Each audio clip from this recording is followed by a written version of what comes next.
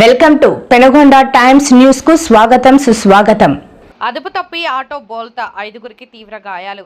వైఎస్ఆర్ కడప జిల్లా బి కోడూరు మండలం మేకవారిపల్లెకు చెందిన పలువురు ఎస్సీలు కూలి పని కోసం ఆటోలో వెళ్తుండగా నక్కలగండి దగ్గరకు రాగానే ఒక్కసారిగా ఆటో అదుపు తప్పి కరెంటు స్తంభాన్ని ఢీకొనడంతో ఆటో బోల్తా పడింది.